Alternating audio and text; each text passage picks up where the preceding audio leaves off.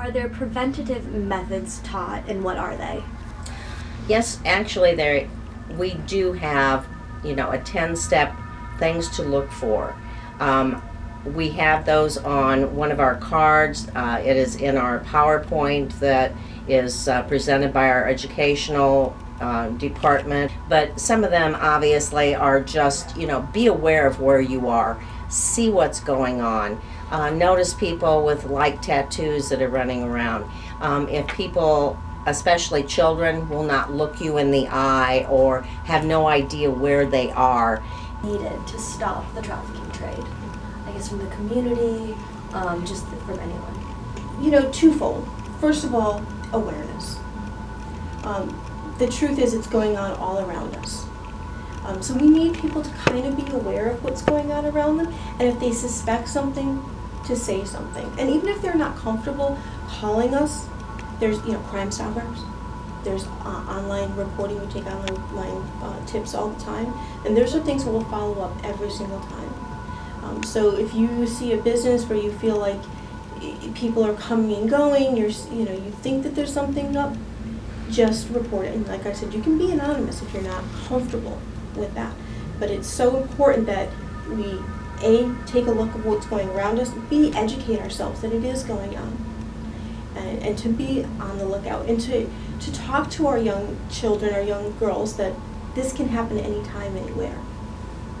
It doesn't have to just be someone coming in from another country. Bus drivers, the motel, housekeeping staff.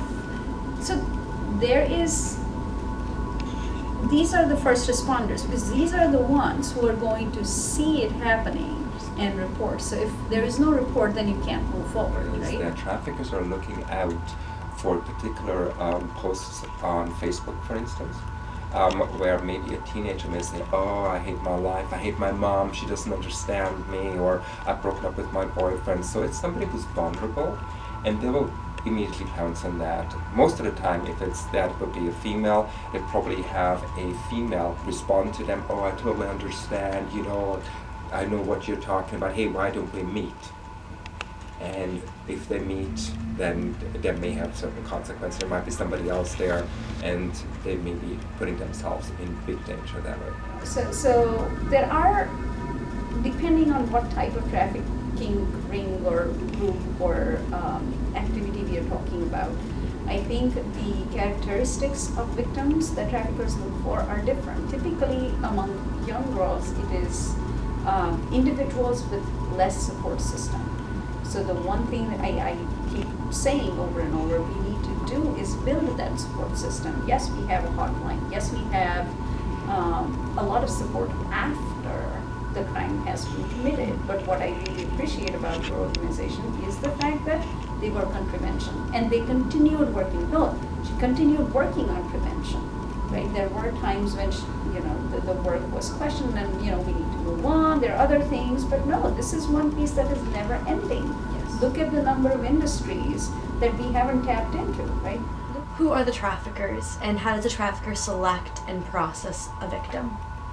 Who are the I hate to be so vague, but again, a trafficker can be anybody, which is another myth.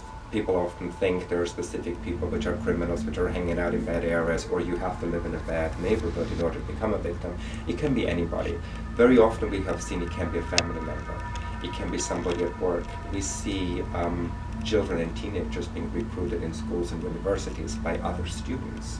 It can be somebody you work with. How does a trafficker select and process, for a better word, the victim? How do they select? Again, they're looking for a human being to do a particular task. If it's labor trafficking, they'll obviously look, if it's somebody's looking for somebody who works in agriculture, they'll probably look for somebody who's a little bit stronger, maybe male. Doesn't have to be. If you're looking at sex trafficking, they're looking for somebody who is attractive. Again, a myth is that it's only females which are recruited into sex trafficking. That is not true.